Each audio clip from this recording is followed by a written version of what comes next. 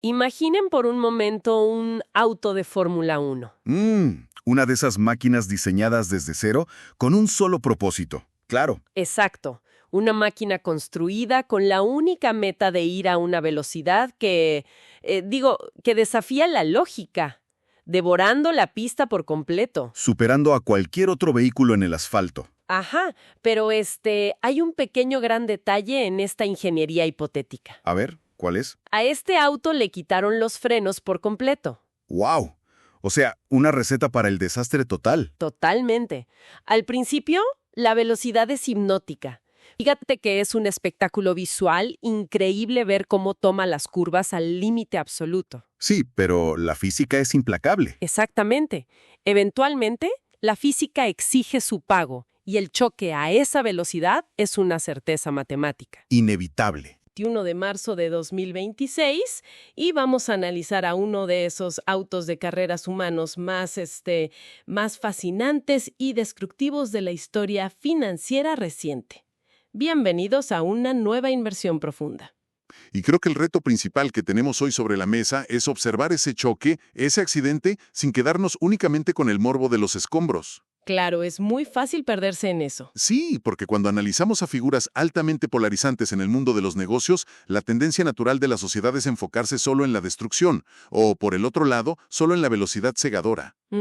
Así que el ejercicio de hoy para quienes nos escuchan es, esencialmente, separar los componentes del motor. Ok, vamos a desempacar esto, porque hoy nos sumergimos en las lecciones tácticas detrás de la figura de Jordan Belfort, detalladas en los apuntes de El aullido del éxito, las lecciones del lobo. Un material interesantísimo, por cierto. Bastante, y el objetivo aquí para nuestra audiencia no es repasar los titulares de los tabloides que ya inundaron la cultura pop sobre los excesos desmedidos de Wall Street. Sí, no estamos aquí para hablar de chismes de Hollywood. Exacto, cero chismes. La misión de este análisis es entrar al taller mecánico y extraer el conocimiento puro. O sea, la resiliencia brutal y la arquitectura de una venta perfecta. Ándale, justo eso. Y la psicología subyacente de uno de los corredores de bolsa más infames que han pisado este planeta. Queremos entender la maquinaria de la ambición humana cuando se le quitan las barreras de contención. Y el punto de partida requiere suspender el juicio por un momento para poder observar la técnica de forma objetiva. Estamos ante un estudio de caso sobre cómo un talento persuasivo innato tiene la capacidad de construir un imperio literal de la nada. Dominando la psique humana. Totalmente. Para luego, de manera irónica, usar esas mismas herramientas en su propia aniquilación. Pues para desarmar esa técnica, creo que tenemos que ir a las bases de cómo se forma la mente de un vendedor implacable. Porque fíjate, él no es un heredero de un fondo de inversión que nació en un penthouse en Manhattan. No, para nada. Sus raíces son mucho más comunes. Sí, su historia comienza en Queens, Nueva York. Esto fue por ahí del verano de 1962. Nació en un entorno de clase media bastante tradicional. Y su primer gran acercamiento a la acumulación de capital no tuvo absolutamente nada que ver con acciones o derivados financieros. Ni con fondos mutuos ni nada de eso. Cero. Tuvo que ver con vender helados. Helados en la playa. Helados en la playa durante los meses más calurosos del verano. O sea, desde muy joven demostró una lectura casi instintiva de la transacción comercial. ¿Lo cual es clave? Sí, porque si lo analizamos a nivel microscópico, cargar una hielera en la arena bajo un sol ardiente no es fundamentalmente distinto a mover paquetes de acciones en una oficina con aire acondicionado. Es el mismo principio básico de oferta y demanda. Exacto. En ambos escenarios el vendedor identifica un grupo de personas que experimentan una necesidad aguda, ya sea un hambre o una sed literal o metafórica. Sí, claro. Y posiciona la solución física directamente frente a sus ojos, antes de que puedan buscarla en otro lado. Fíjate que el mecanismo subyacente aquí es la lectura de la fricción. A ver, explíquenos eso de la fricción. Claro. En la playa el sol crea una fricción física evidente que es el calor. La gente pagará un sobreprecio ridículo por un helado simplemente para evitar la fricción de caminar 5 calles hasta una tienda. Tiene todo el sentido. Pagas por la conveniencia. Exactamente. Ahora, si pasamos esto al mercado financiero, la fricción es emocional. Ok. La codicia de quedarse fuera de una oportunidad millonaria y el miedo de perder el patrimonio son, digamos, las temperaturas extremas que alteran el juicio. O sea, el equivalente al sol ardiente de la playa. Ándale, tal cual. Alguien que comprende esa temperatura emocional desde la adolescencia no necesita pasar 4 años en una escuela de negocios leyendo teoría económica.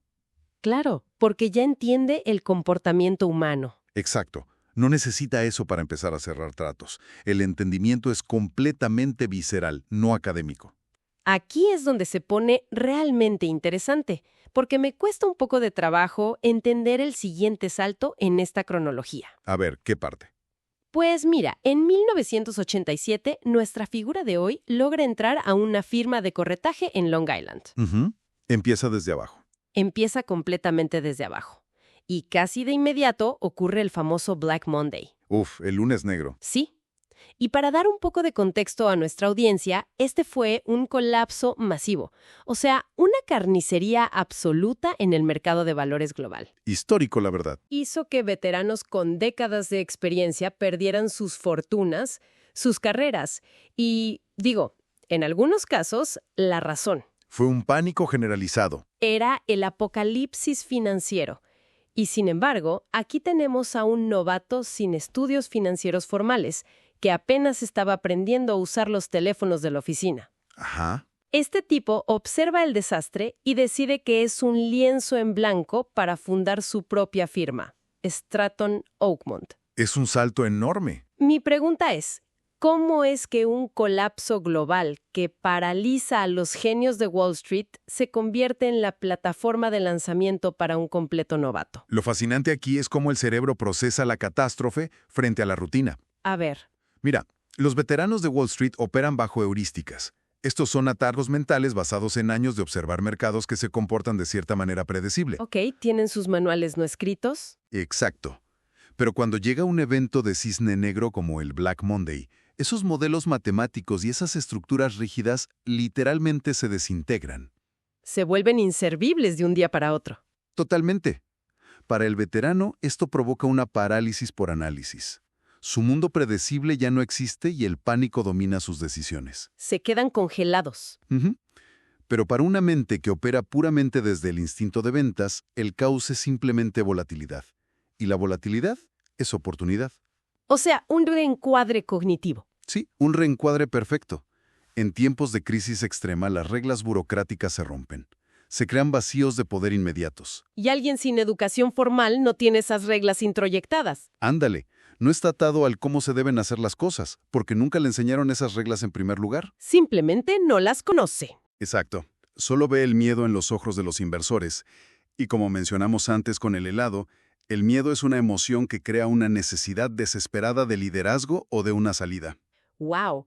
Es decir, mientras los banqueros tradicionales lloraban porque el tablero de ajedrez se había caído al piso, este tipo simplemente agarró las piezas rotas y armó algo nuevo. E inventó un juego completamente nuevo, donde él dictaba las reglas. Tal cual. Pero a ver, incluso el operador más instintivo necesita un punto de gravedad. Nadie, pero nadie puede operar en un estado de caos perpetuo sin fundir el motor. No, es insostenible. Físicamente imposible. Y eso nos lleva a nuestra segunda sección, a la figura que los apuntes llaman la duquesa de Bay Ridge. El ancla oculta. Este tema es buenísimo. Sí, porque a menudo, fíjate que las narrativas de éxito meteórico sufren de lo que se llama el sesgo del protagonista. Nos centramos solo en el líder. Exacto, nos enfocamos tanto en la audacia de la cara visible que borramos del mapa a las fuerzas estabilizadoras. Esas que operan en la sombra, pero que permiten que ese líder funcione.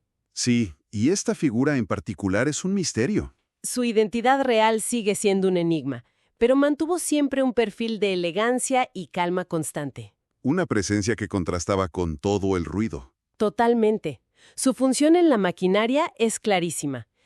Ella no le decía qué acciones comprar o vender. No era su asesora financiera. No. Ella proporcionaba la estabilidad emocional pura en medio de un torbellino de decisiones de altísimo riesgo.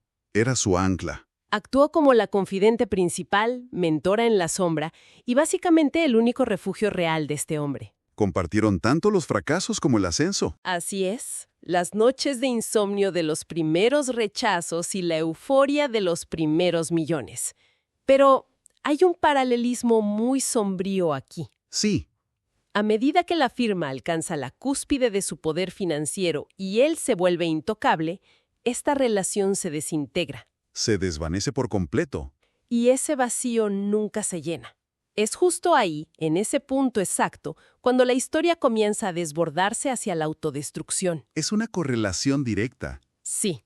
Y volviendo a la analogía del auto de Fórmula 1 corriendo a 300 kilómetros por hora, la duquesa era el equipo de pits. Los mecánicos. Exacto. Era el único instante en la carrera donde el auto podía detenerse por 3 segundos, enfriar el motor y cambiar los neumáticos antes de reventar. Es una gran forma de verlo. Lo que quiero preguntarte para profundizar es la mecánica de esta dependencia. O sea, ¿por qué figuras que proyectan un ego tan colosal y que parecen tener niveles de confianza sobrehumanos requieren de manera tan desesperada a estas figuras ancla en las sombras? Es una gran pregunta, y la respuesta es que un ego de ese tamaño requiere un costo de mantenimiento psicológico altísimo. Ok. Imagina estar en la cúspide de la pirámide financiera. Ahí, absolutamente todas las interacciones humanas se vuelven transaccionales. Nadie se te acerca gratis. Exacto. Cada persona que entra a la oficina de un corredor de bolsa exitoso quiere extraer algo de él. Capital, influencia. Capital, información privilegiada o simplemente presumir la proximidad al poder. Este entorno genera un aislamiento profundo y, honestamente, muy paranoico. Me imagino. Desconfías de todo el mundo. Claro. Y a nivel neuroquímico, el cerebro de este operador está inundado de dopamina por el riesgo constante. Esa sobreestimulación rompe por completo la brújula de la normalidad. Ya no sabes qué es real y qué no. Así es. Entonces, tener a una figura que ofrezca validación emocional no transaccional, o sea, alguien a quien genuinamente no le importe el rendimiento del portafolio al final del día. Alguien que te quiera por quien eres. Sí. Esa persona es el único regulador del sistema nervioso que evita la desconexión total con la realidad. ¡Wow!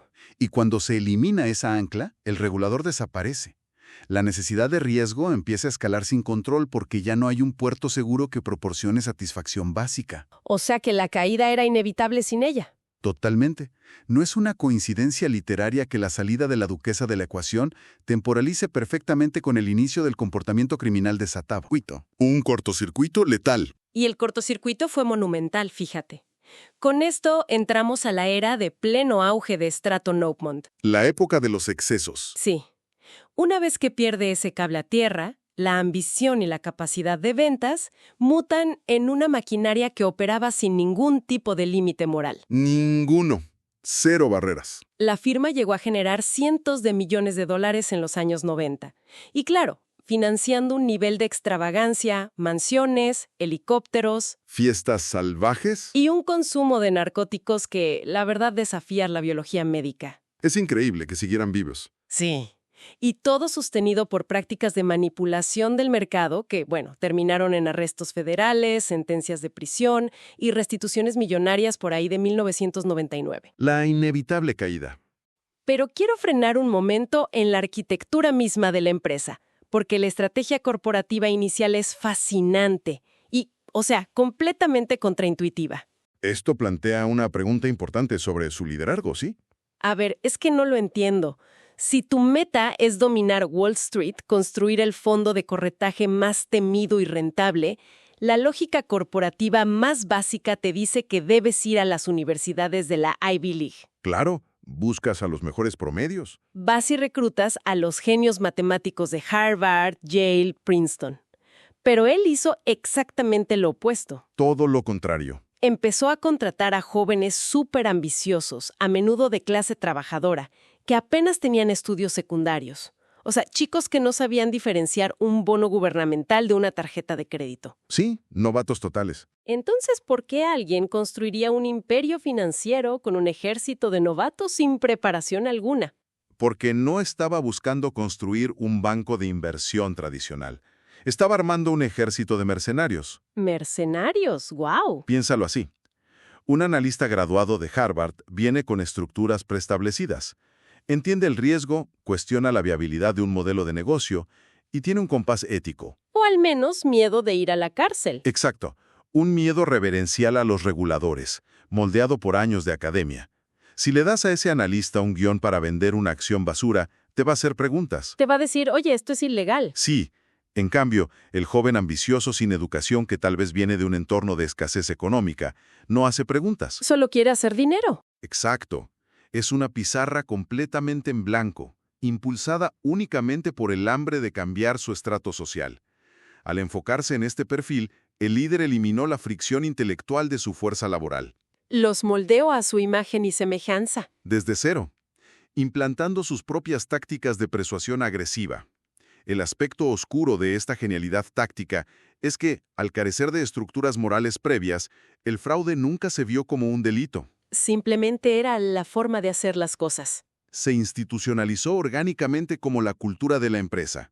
La ilegalidad era la herramienta más eficiente para lograr la única métrica que importaba. Que era la comisión pura. Y eso genera una lealtad absoluta, nacida de la falta de alternativas en el mundo exterior. Es escalofriante, pero brillante operativamente. Ahora, si logramos realizar ese ejercicio de disonancia cognitiva y quirúrgicamente extirpamos la parte criminal de la ecuación. Separar el método de la moralidad, como decíamos. Exacto. Nos quedamos con la técnica de comunicación cruda, que era exactamente lo que les enseñaba a estos jóvenes para convertirlos en la fuerza de ventas más letal del país. Ah, aquí es donde entra la verdadera magia táctica. Sí. Aquí emerge el famoso método de los 4 segundos. Clave en este análisis. La premisa es que vivimos en un entorno saturado de ruido.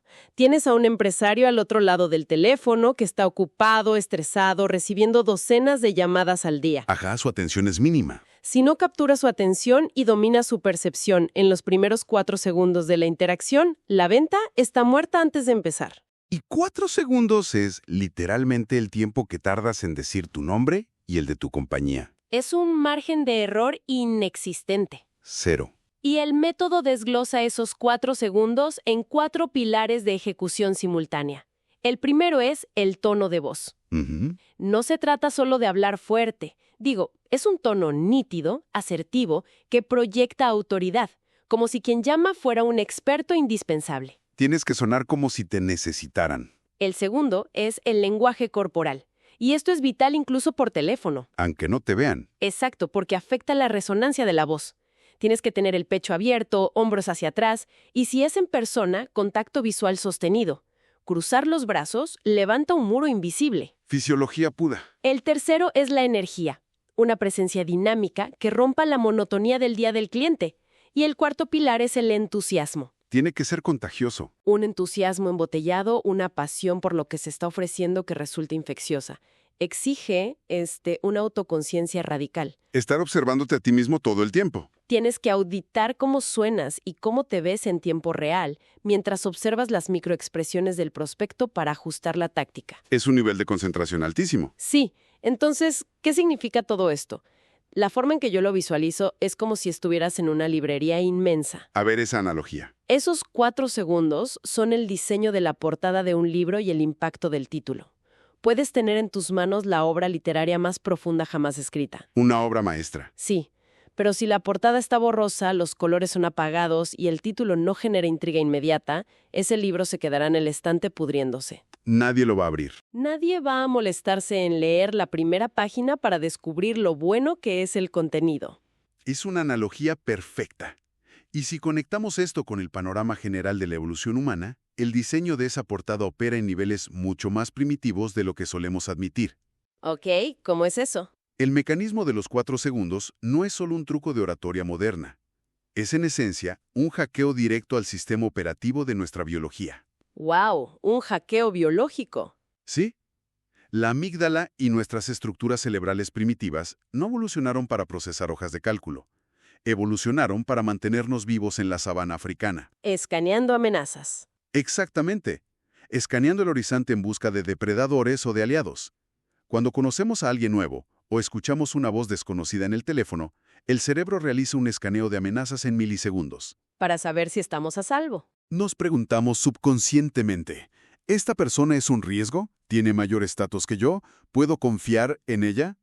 Un tono titubeante o una postura encorvada activan señales de baja autoridad o inseguridad. Y ahí te descartan. De inmediato. Pero al dominar la tríada de tono asertivo, postura expansiva y energía alta, el vendedor puentea el córtex prefrontal. Que es la parte lógica, ¿no? Exacto, la parte que piensa de manera crítica y escéptica. Al puentearla, envías un mensaje directo al cerebro primitivo diciendo, soy una autoridad, soy seguro, puedes confiar en mí. Órale. La resistencia intelectual del cliente se desactiva antes de que siquiera se dé cuenta de qué le están vendiendo. Hackear el cerebro primitivo es una imagen potentísima, pero generar esa confianza instantánea, digo, por muy impresionante que sea, es solo el abrelatas. Sí, te abre la puerta nada más. Te da la oportunidad de hablar, pero no construye un imperio sostenible por sí solo. Detrás del carisma tiene que haber una arquitectura estratégica, fría y calculadora. El sistema operativo detrás de la cara bonita. Ándale. Y aquí entramos a los motores operativos que mantenían la máquina funcionando a largo plazo. La prospección y la famosa ejecución del ciclo. Que es el proceso que convierte el encanto temporal en ingresos predecibles y repetibles. Así es. Fíjate que la prospección se describe aquí no como una tarea administrativa aburrida de leer un directorio telefónico. Para nada. Es vista como el alma vital de la operación. Es la identificación quirúrgica de quién tiene el capital, quién tiene la necesidad y cómo llegar a ellos. Requiere una tolerancia al rechazo casi robótica, donde un no, pues no es un golpe al ego. Es estadística. Exacto, es un punto de recolección de datos que te acerca matemáticamente al sí. Y luego viene la ejecución del ciclo. Que es la joya de la corona del método. Sí, es el mapa de ruta para llevar al prospecto desde esa llamada inicial hasta el cierre del trato. Se compone de 4 fases operativas. A ver, repasémoslas. 1. Planificación meticulosa de cada escenario. 2. Acción rápida y decisiva en el momento preciso. 3. Evaluación constante de los resultados. Y 4. Una persistencia inquebrantable. Una estructura muy sólida. Muy sólida. Pero fíjate que quiero empujar un poco en contra de la percepción general. Porque cuando la gente piensa en esta figura del lobo de Wall Street, se imagina un salvaje operando en puro caos y suerte. Disparando al aire. Sí.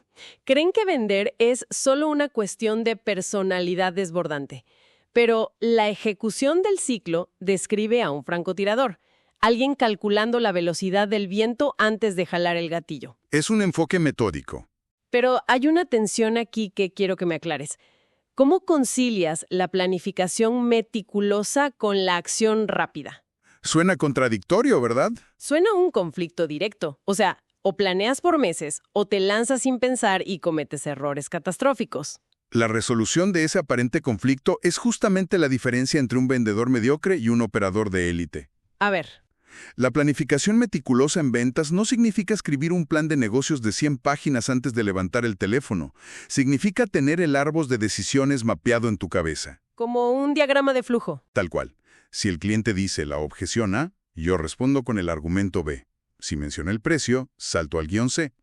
Esa estructura proporciona la seguridad. Ya tienes las respuestas listas. Pero la acción rápida es crucial porque la fricción emocional de la que hablábamos al principio tiene una fecha de caducidad muy corta. Se enfrían rápido. Si dejas que el cliente lo piense durante un fin de semana, la emoción se evapora, el córtex prefrontal racional vuelve a tomar el control y te mata la venta. Claro, empiezan a dudar. Exacto.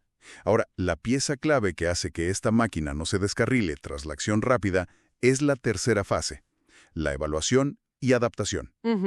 La cultura popular confunde la persistencia con la repetición ciega. Y esto es vital para nuestra audiencia. A ver, explícanos esa diferencia. Golpear la cabeza contra un muro de ladrillos 1000 veces es persistencia, sí, pero es estupidez operativa. No vas a tirar el muro a cabezazos. Exacto.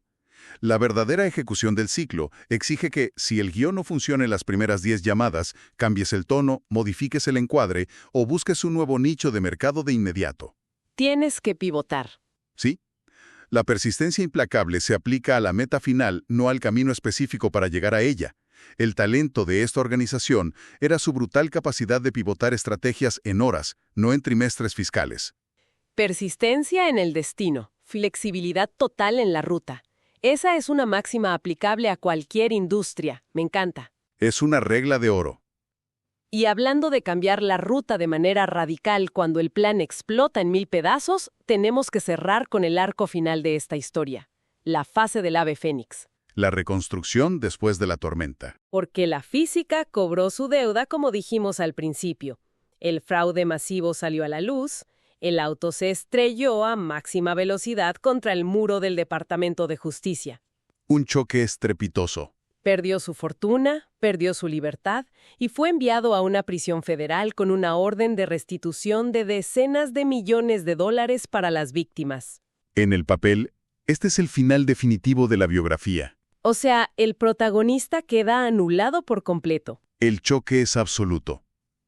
Pero el motor de la ejecución del ciclo seguía intacto dentro del individuo. Y eso es lo asombroso.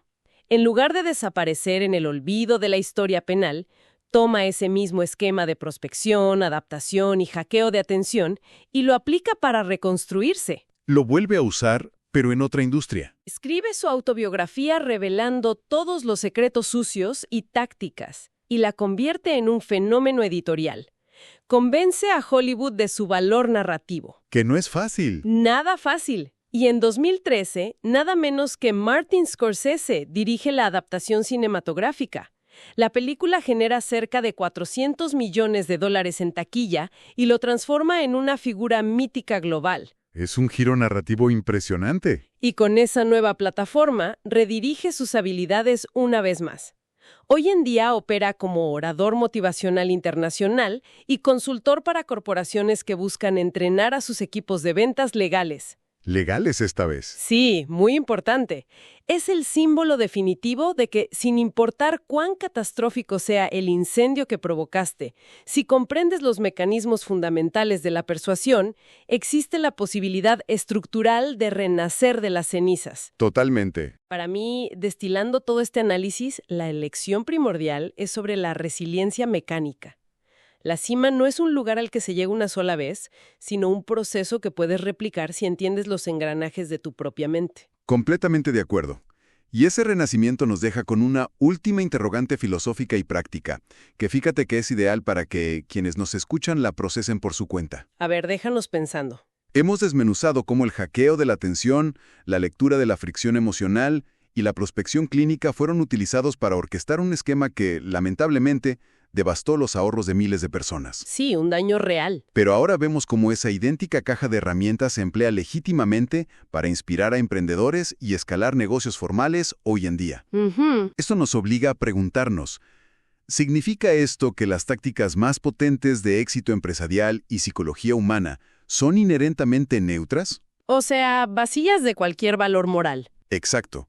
Y que es exclusiva y absolutamente la brújula interna de quien tiene las manos sobre el volante, lo que determina si esta ingeniería de precisión se convertirá en un arma de destrucción masiva o en la herramienta de creación más poderosa posible. ¡Guau! Es una pregunta fundamental sobre quiénes somos cuando tenemos el poder en las manos. A todos los que nos acompañaron hoy en el Taller Mecánico de la Mente, muchísimas gracias por su tiempo y su curiosidad. Gracias por acompañarnos. Nos vamos en la próxima inmersión profunda. Hola, ¿qué tal? Muchas gracias por llegar hasta el final del video. Queremos mandar un saludo a Daniela Gese, a Alexa y a Yeye. Y si a ti que nos estás escuchando desde otro lado, es la primera vez que nos escuchas, no se te olvide suscribirse y recomendarnos. Si nos escuchas en otra plataforma, deja un like que no afecte tu economía. Y dinos en comentarios qué otro tema o qué otro libro te gustaría saber. Sin más, tú y yo nos escuchamos en el siguiente video.